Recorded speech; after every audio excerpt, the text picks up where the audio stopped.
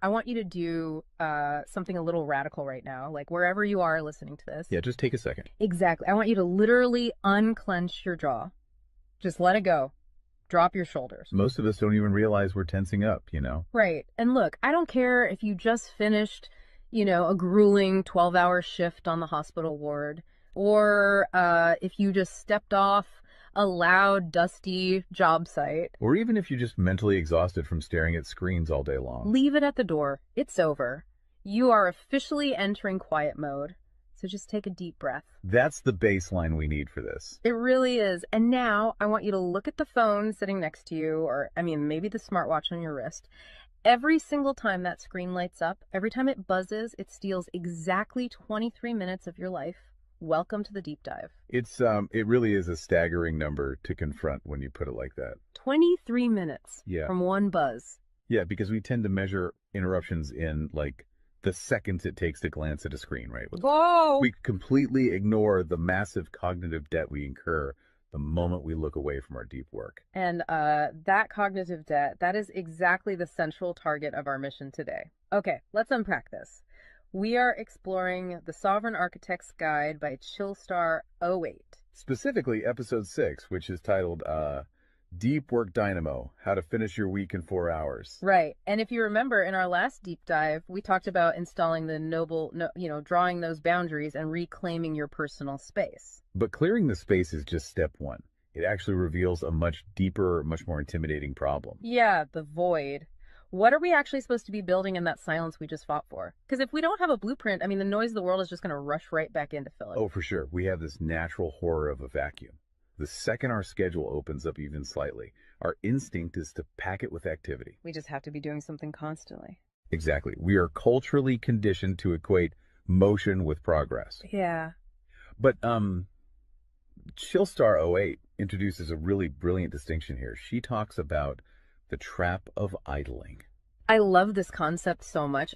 Think about a car engine, right? Mm-hmm. The engine is running, the pistons are firing, it's burning through all this expensive fuel, making a ton of noise and vibration. But the car is in park. Yes, it isn't going anywhere, and that is what most of our daily quote-unquote busyness looks like. We feel incredibly productive because we are in constant motion. Right. You check a text message while you're sitting at a stoplight. Or you answer a quick email while walking from your car to the front door. You stare at a spreadsheet on your laptop while, your family dinner is sitting right in front of you, literally getting cold. And that right there is the illusion of productivity. You end your day feeling physically and mentally depleted because you were constantly doing something. So you didn't actually do anything that matters. Exactly. If you step back and evaluate your legacy, the deep, meaningful work, the art, the business strategy, the relationships. Right, the relationships that actually move your life forward. None of it progressed. You spent 8 hours idling. You were everywhere, which means you were truly nowhere. Man, that hits hard. And this brings us back to that terrifying 23-minute statistic from the research she cites. I don't want to just gloss over this. No, we definitely shouldn't. Because understanding the mechanism behind it is crucial. Why does a 5-second distraction cost us almost half an hour? It basically comes down to how our prefrontal cortex manages working memory. Your brain is not a computer processor that can just run multiple applications in parallel. Right. We can't actually multitask. Exactly. When you are doing deep work, say writing a complex proposal, your brain loads this massive fragile web of context into your working memory. Like holding all the pieces of a puzzle in your hands at once. Yes. You are holding multiple variables, ideas, tones all at once. So when your phone buzzes and you glance at a text from your partner asking about groceries, your brain is forced to execute a context switch. So it has to dump all the proposal data just to load the grocery data. It literally flushes the working memory buffer, yeah. It has to process the new rules and the emotions associated with that text message. Wow. And then when you turn back to the proposal, you cannot just pick up where you left off. Your brain has to laboriously rebuild that entire web of context from scratch. Oh, I hate that feeling. Were you just staring at the screen like, what was I even saying? Right. It has to retrieve the thread of your argument. Remember the tone you were using, recall the variables. That rebuilding process takes an average of 23 minutes of cognitive effort, And it burns a ton of energy doing that, right? massive amounts of glucose. That explains so much. I mean, that is why people hit 5 p.m. and feel physically exhausted, almost sick to their stomachs. Even if they've just been sitting in a really nice ergonomic chair all day. Exactly. They haven't been doing deep work. They've been doing cognitive gymnastics, just constantly flushing and reloading their working memory. They are burning fuel just to stay in park. So, okay, let me bring in what I like to call the transformer concept here. Because our focus is like an electrical grid. If you have, 50 browser tabs open, you are leaking energy as raw, unusable heat rather than concentrated light. That's a great way to look at it. So if we are all acting like our focus is this cheap renewable resource, how do we stop being what Chillstar '08 calls a subject to the pings of the world? I mean, how do we actually become the architect of our attention? Well, what's fascinating here is how she frames the philosophical shift we need. She says utility does not equal value. Oh, say that again. Utility does not equal value. Right. In the modern workforce, we have been completely conditioned to believe that being constantly available makes us valuable. Like if you answer a Slack message in 3 seconds, you're the hero. Exactly. You are praised as a good worker. Or if you jump on a Zoom call with like 5 minutes notice, you're a team player. But that is just utility. I mean, being highly available makes you a commodity. You're like a human router just passing information back and forth. And routers are easily replaced. True sovereignty, true value comes from being impactful. You simply cannot make a deep, lasting impact if your attention is constantly fractured by the agendas of other people. Yeah, when you operate like that human router, you are spending your finite, precious Mondays executing someone else's script. You're a subject to the pings of the world. Okay, so we know the biology of why this destroys our focus, and we understand the philosophical trap of, trying to be too available, but how do we actually fix the mechanics of our workday? We have to build the deep work dynamo. Right. So think of your attention like water pressure. If you poke 50 tiny holes in a garden hose, open browser tabs, email notifications, group chats. The water just trickles at the end. Exactly. You cannot wash a car with a trickle. You're just making the driveway wet. That's true. So the Dynamo Audit she lays out, it's about putting a high pressure nozzle on that hose. It narrows the opening to create a stream powerful enough to actually blast through the dirt. And the first step in that audit is auditing the physical environment itself.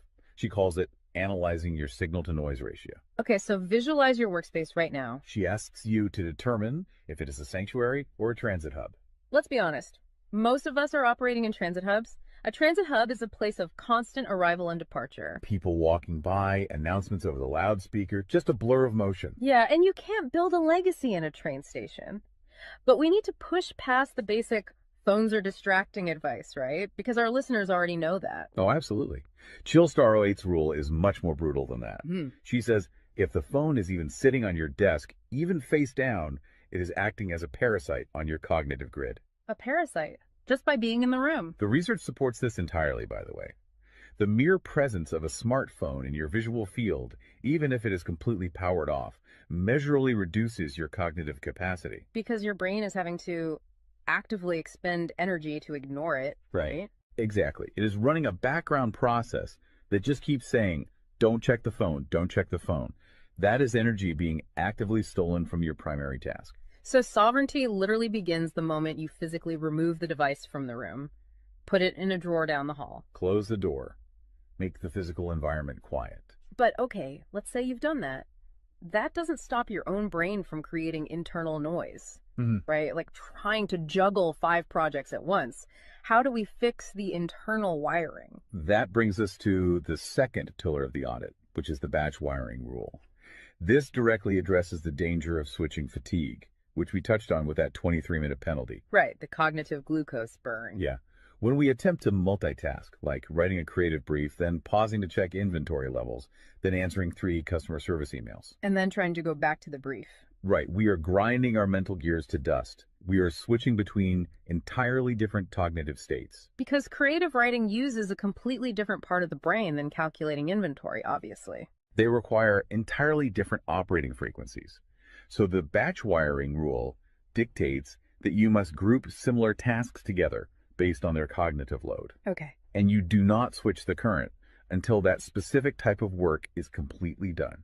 You do all your deep analytical thinking in one high voltage burst. And then you save all your reactive administrative stuff for a separate lower voltage block later in the day. Precisely. It's all about staying in one gear. Like if you are driving up a really steep hill, you don't constantly shift between first gear and fifth gear. You lock into the gear that provides the right torque and you just ride it out. That's a perfect analogy. But okay, here's where it gets really interesting.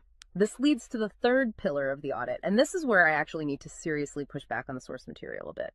She calls this the zero access window. Ah, yes. This is usually where the resistance starts for people. Because it sounds impossible for a normal person. She says you cannot just plan to be focused, right? You have to legally schedule it. You have to lock in one sovereign hour. Yeah, 1 hour where you are legally dead to the outside world. No boss, no family, no, hey, do you have a second for a quick question? Just you and the blueprint. It's extreme, yes. But let's do a reality check here. I mean, I see how that works for a solo digital entrepreneur or a freelance writer, but what about someone whose literal job description is to be available? Right, like an IT support specialist. Or a floor manager, or a nurse on a ward, or even, a parent at home with a toddler. How do they justify just vanishing? It feels like this advice only applies to a very specific, privileged type of worker. That is the most common and, frankly, the most valid hurdle to this entire system. But we really have to look at how the principle scales, and we have to look at the internal psychology of the worker. Okay, walk me through that. First, let's address the context of Chillstar '08's own life. She is not some solitary monk living on a mountain. She is a wife, a mother, and a grandmother. Oh, wow. Okay. Yeah, and she runs a luxury travel agency and a digital marketing business. Her entire professional and personal life is built around communication and client management. She probably receives hundreds of legitimate demands on her attention every single day. So she is really in the thick of it. She isn't just speaking from some ivory tower. Far from it. She implements the zero access window because of those demands, not in spite of them. Now, for the IT manager or the nurse, obviously, you cannot vanish while on active duty if your role is acute response. Right. You can't ignore a burning server or a patient monitor. Exactly. But the principle applies to the deep work surrounding the active duty. The scheduling, the charting, the strategic planning. Even in highly reactive jobs, there is legacy work that gets pushed to the margins. That makes sense. And the challenge isn't just logistical, it is deeply psychological. It's the internal guilt, isn't it? Yes, exactly. People feel like bad employees or bad parents or bad partners when they set a hard boundary. Yeah. We tie our entire self-worth to our responsiveness. We think, if I am not instantly available, I am failing them. Man, that is so true. We feel guilty for taking an hour to ourselves. But setting a zero access window is not about neglecting your family or your team. It is about condensing your high level work into massive, high impact bursts of energy so that you can actually be present later. Wow. Okay. Consider the alternative. If you don't carve out that absolute focus, you end up giving your family or your team partial fractured attention for 12 hours straight. Exactly. You are physically at the dinner table, but mentally you are drafting an email. Or you are sitting on the floor playing with your kid, but you're checking a Slack notification over their shoulder. You are trading constant low quality availability for scheduled high quality presence. It is entirely about communicating boundaries to protect the quality of the time you do give people. You tell your team, look, I am going offline for 60 minutes to finish this crucial report. If the servers literally catch fire, call this specific emergency number. Otherwise, I will address all questions at 11:00 a.m. Right. You aren't vanishing to hide. You are vanishing to get the work done efficiently so you can actually live your life. Which brings us to the ultimate why behind this entire system. Because once you fight through that guilt, once you build this 4-hour fortress, you have to know what it is all for. It's not just about becoming a hyper-efficient robot. No, because if you use these tools just to do more of your boss's busy work or to take on 3 more stressful projects, you have entirely missed the point. You are just speeding up the treadmill. If we connect this to the bigger picture, the destination we are driving toward is a concept she calls passive magnetism. Okay, break down passive magnetism for us, because it sounds a bit abstract. Think of it as the gravity your work generates when it is undeniably good. Most people operate with active desperation. They are loudly networking, constantly posting, aggressively chasing clients or promotions. Just relying on sheer volume to get noticed. Right. Passive magnetism is the exact opposite. It is the ability to attract results, clients, wealth, legacy, or respect through the undeniable quality of your deep work. Because you actually took the time to build something substantial rather than just talking about building it. Yes, when you engage the deep work dynamo, you produce work so concentrated and so valuable that it acts as a magnet. You don't have to chase the market comes to you. And the ultimate prize of achieving that passive magnetism isn't just more work. The prize is time. Time is the ultimate currency. The dream of the sovereign architect is to finish an entire week's worth of business output in just 4 hours. You do this high voltage work often while the rest of the world is literally still hitting the snooze button. You free up the remaining hours so you can go be a traveler, so you can be a creative. So you can be a fully engaged grandparent like Chillstar 08. Exactly. She frames it beautifully in the source text. She says, we wire for silence so we can live in volume. Oh, I love that. We embrace the discipline of the quiet fortress so that our actual lives can be loud, vibrant, and fully experienced. We are finally taking control of the dial. But, making that shift from a frantic, reactive employee to a calm, sovereign creator requires a massive shift in identity. You have to tune your mind before you sit down to do the work. It is really difficult to just sit down at a desk and instantly command your brain to perform deep work, right? Especially if you've spent the last hour navigating traffic and listening to the news. You need a transition ritual to cross that threshold. And Chillstar 08 provides something for this transition called the Chillstar's Creed. It is designed to be a grounding frequency. It really centers you. Yeah, so I want you, the listener, to use this. I want you to imagine a slow, steady heartbeat in the background. Just a deep, resonant 528 hertz frequency. Just let the frequency of these words settle into your mind before you initiate your deep work. Ready? Take it in. I am grounded in peace. I am reaching for my stars. My light is my own. I am a star and I will shine bright. I will reach for the sky. I release what was. I embrace what is becoming. Using a creed like that is just such a powerful behavioral trigger. It really shifts your state. When you speak those words, even just internally, you are consciously reminding yourself that your light, your focus, your energy is your own. It does not belong to your inbox. This does not belong to the algorithm. Right. You are releasing the frantic energy of the morning and embracing the sovereign focus of the architect. So we always want to translate this high-level theory into ground-level reality for you. We don't want you to just listen to this and go right back to idling. Definitely not. Here's your 1% install. This is your micro-win to take action on this deep dive immediately.